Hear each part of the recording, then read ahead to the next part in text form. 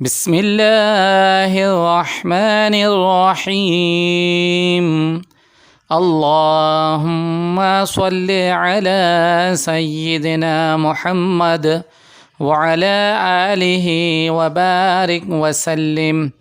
دیکھتی آنکھوں اور سنتے کانوں کو روحانی سکون 786 میں میری طرف سے السلام علیکم ورحمۃ اللہ وبرکاتہ۔ دین کی بات کو پھیلانا صدقہ جاریہ ہے۔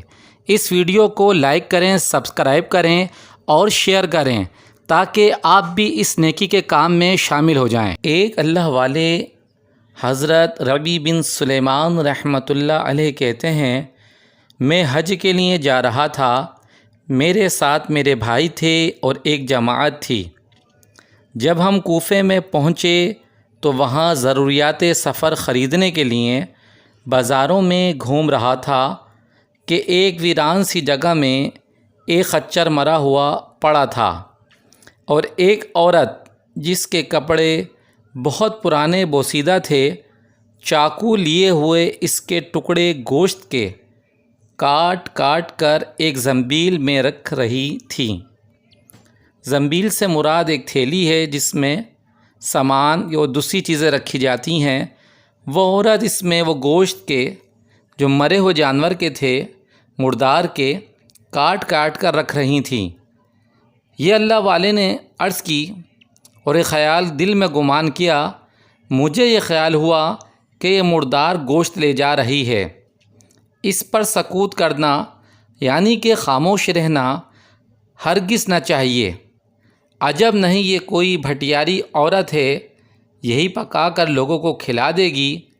میں چپکے سے اس کے پیچھے پیچھے ہو لیا، یعنی کہ اس کو معلوم نہ چلے، میں اس کے پیچھے پیچھے چل دیا اس طرح کہ وہ مجھے نہ دیکھے۔ وہ عورت ایک بڑے مکان میں پہنچی جس کا دروازہ بھی اونچا تھا۔ اس نے جا کے دروازہ کھٹکھٹایا۔ اندر سے آواز آئی، کون ہے؟ مجھے بھی تجسس ہوا۔ اس نے کہا، کھولو، میں ہی بدحال ہوں، یعنی اپنے آپ کو بدحال ظاہر کیا۔ دروازہ کھولا گیا اور اس میں سے 4 لڑکیاں آئیں جن کے چہرے سے بدحالی اور مصیبت کے آثار ظاہر ہو رہے تھے۔ وہ عورت اندر گئی اور وہ زنبیل یعنی جو کپڑے کی تھیلی ہے ان لڑکیوں کے سامنے رکھ دی۔ میں کواڑ کے دروازوں سے جھانک رہا تھا، جہاں تک ممکن تھا کوشش کر رہا تھا کہ کچھ معلوم چل جائے یہ ہو کیا رہا ہے۔ میں تو حج کے ارادے سے نکلا تھا، لیکن اس واقعے نے مجھے تجسس میں ڈال دیا۔ میں نے دیکھا اندر سے گھر بالکل برباد خالی تھا، یعنی ویرانہ تھا، کوئی سامان آرائش، کوئی ضروریات زندگی بھی نہیں تھا۔ اس عورت نے روتے ہوئے لڑکیوں کو آواز دی کہ لو اس کو پکا لو۔ میرا تو کلیجہ کھنچ گیا کہ یہ کیا ماجرا ہے، اور اللہ کا شکر ادا کرو، یہ پکا لو اور اللہ تعالیٰ کا اپنے بندوں پر اختیار ہے، اسی کے قبضے میں لوگوں کے قلوب ہیں۔ وہ لڑکیاں اس کو کاٹ کاٹ کر آگ پر بھوننے لگیں۔ مجھے بہت ضیق ہوئی، یعنی تکلیف پہنچی۔ میں نے کہا، میں ایک پردیسی آدمی ہوں۔ کہنے لگیں، اے پردیسی، تو ہم سے کیا چاہتا ہے؟ ہم خود ہی مقدر کے قیدی ہیں۔ 3 سال سے ہمارا نہ کوئی معین ہے نہ مددگار، یعنی کوئی پرسان حال نہیں ہے، 3 سال ہو گئے۔ تو ہم سے کیا چاہتا ہے؟ میں نے کہا، مجوسیوں کا ایک فرقہ ہے جو مردار کھاتا ہے، اس کے سوا کسی مذہب میں جائز ہی نہیں ہے مردار کھانا۔ یہ اللہ والے ان سے بات کر رہے ہیں۔ وہ کہنے لگیں، ہم خاندان نبوت کے شریف سید ہیں۔ ان لڑکیوں کا باپ بڑا شریف تھا، نیک آدمی تھا، اللہ والا تھا، وہ اپنے ہی جیسوں سے ان کا نکاح کرنا چاہتا تھا۔ اس کی نوبت نہ آئی، یعنی اس کی زندگی جتنی لکھی تھی اللہ کے حکم سے تمام ہوئی اور اس کا انتقال ہو گیا۔ جو ترکہ اس نے چھوڑا تھا وہ ختم ہو گیا۔ ہمیں معلوم ہے کہ مردار کھانا جائز نہیں۔ بالکل، بے شک انہوں نے کہا ہمیں معلوم ہے لیکن اضطرار سخت مجبوری کی حالت میں جائز ہو جاتا ہے۔ ہمارا 4 دن کا فاقہ ہے، ہم کیا کریں؟ حضرت ربیع رحمۃ اللہ علیہ کہتے ہیں اس کے حالات سن کر مجھے رونا آ گیا اور میں روتا ہوا دل بے چین وہاں سے واپس ہوا، اور میں نے اپنے بھائی سے آ کر کہا میرا ارادہ تو حج کا نہیں رہا۔ اس نے مجھے بہت سمجھایا، حج کے فضائل بتائے کہ حاجی ایسی حالت میں لوٹتا ہے کہ اس پر کوئی گناہ نہیں رہتا وغیرہ وغیرہ۔ میں نے کہا بس لمبی چوڑی باتیں نہ کرو۔ میں نے اپنے کپڑے اور احرام کی چادریں اور جو سامان میرے ساتھ تھا وہ سب لیا، اور نقد 600 درہم تھے وہ لیے، اور ان میں سے 100 درہم کا آٹا خریدا اور 100 درہم کا کپڑا خریدا، اور باقی درہم جو بچے وہ آٹے میں چھپا کر اس بڑھیا کے گھر پہنچا، اور یہ سب سامان اور آٹا وغیرہ اس کو دے دیا۔ اس عورت نے اللہ کا شکر ادا کیا اور کہنے لگی اے ابن سلیمان رحمۃ اللہ علیہ، جا اللہ جل شانہ تیرے اگلے پچھلے سب گناہ معاف کرے اور تجھے حج کا ثواب عطا کرے، اور اپنی جنت میں تجھے جگہ عطا فرمائے، اور اس کا ایسا بدل عطا فرمائے جو تجھے بھی ظاہر ہو جائے۔ سب سے بڑی لڑکی نے کہا، یعنی اس بڑھیا عورت کی جو سب سے بڑی اولاد وہ لڑکی تھی، اس نے آپ رحمۃ اللہ علیہ سے عرض کری اللہ جل شانہ تیرا اجر دو چند کرے۔ یہ وہ دعائیہ کلمات تھے جو اس نے ادا کرے اور تیرے گناہ معاف کرے۔ دوسری لڑکی نے کہا اللہ جل شانہ تجھے اس سے بہت زیادہ عطا فرمائے جتنا تو نے ہمیں دیا۔ تیسری لڑکی نے کہا حق تعالی شانہ ہمارے دادا یعنی کہ نبی کریم علیہ الصلاۃ والسلام کے ساتھ تیرا حشر کرے۔ چوتھی لڑکی نے جو سب سے چھوٹی تھی کہا اے اللہ جس نے ہم پر احسان کیا تو اس کا نعم البدل اس کو جلدی عطا کر اور اس کے اگلے پچھلے گناہ معاف کر۔ یہ تمام دعائیں حضرت ربیع رحمۃ اللہ تعالی علیہ کو مل گئیں۔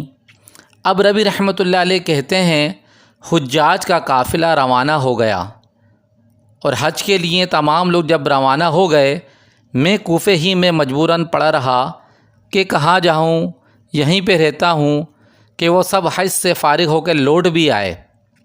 یعنی وہ وقت آیا کہ جب حجاج واپس اپنے اپنے مقام پر آ گئے، مجھے خیال ہوا کہ ان حجاج کا استقبال کروں، ان سے اپنے لیے دعائیں کراؤں، کسی کی مقبول دعا مجھے بھی لگ جائے۔ جب حجاج کا ایک قافلہ میری آنکھوں کے سامنے آ گیا تو مجھے اپنے حج سے محرومی پر بہت افسوس ہوا اور رنج کی وجہ سے میرے آنسو نکل آئے۔ جب میں ان سے ملا تو میں نے کہا اللہ جل شانہ تمہارا حج قبول کرے اور تمہارے اخراجات کا بدل عطا فرمائے۔ ان میں سے ایک نے کہا یہ دعا کیسی؟ میں نے کہا ایسے شخص کی دعا جو دروازے تک کی حاضری سے محروم رہا ہو۔ وہ کہنے لگے بڑے تعجب کی بات ہے ربیع، اب تو وہاں جانے سے انکار کرتا ہے؟ تو ہمارے ساتھ عرفات کے میدان میں نہیں تھا؟ تو نے ہمارے ساتھ رمی جمرات نہیں کی؟ تو نے ہمارے ساتھ طواف نہیں کیے؟ میں اپنے دل میں سوچنے لگا یہ اللہ کا لطف، کیسی مہربانی ہے۔ اتنے میں خود میرے شہر کے حاجیوں کا قافلہ بھی آ گیا۔ میں نے خوشی سے کہا حق تعالی شانہ تمہاری سعی مشکور فرمائے، تمہاری کوشش کو قبول فرمائے، تمہارا حج قبول فرمائے۔ وہ بھی یہی کہنے لگے تو ہمارے ساتھ عرفات پر نہیں تھا یا رمی جمرات پہ نہیں تھا، اب انکار کرتا ہے۔ ان میں سے ایک شخص آگے بڑھا اور کہنے لگا بھائی اب انکار کیوں کرتے ہو؟ کیا بات ہے؟ آخر تم ہمارے ساتھ مکہ مکرمہ میں نہیں تھے یا مدینہ منورہ میں نہیں تھے جب ہم قبر اطہر رسول اللہ صلی اللہ علیہ وسلم کی زیارت کر کے باب جبریل سے باہر کو آ رہے تھے؟ اس وقت ازدحام یعنی رش کی کثرت کی وجہ سے تم نے یہ تھیلی میرے پاس امانت رکھوائی تھی جس کی مہر پر لکھا ہوا تھا من عاملنا ربیحا، جو ہم سے معاملہ کرتا ہے نفع کماتا ہے، یہ تمہاری تھیلی واپس ہے۔ حضرت ربی رحمۃ اللہ علیہ کہتے ہیں واللہ میں نے اس تھیلی کو کبھی اس سے پہلے دیکھا بھی نہ تھا۔ اس کو لے کر میں گھر واپس آیا، عشاء کی نماز پڑھی اور اپنا وظیفہ پورا کیا۔ اس کے بعد میں سوچ میں جاگتا رہا کہ آخر یہ قصہ کیا ہے، ماجرا کیا ہے۔ اس میں میری آنکھ لگ گئی، میری آنکھ لگی تو میری قسمت جاگ گئی، یعنی کہ میں نے حضور جناب نبی کریم صلی اللہ علیہ وآلہ وسلم کی خواب میں زیارت کی۔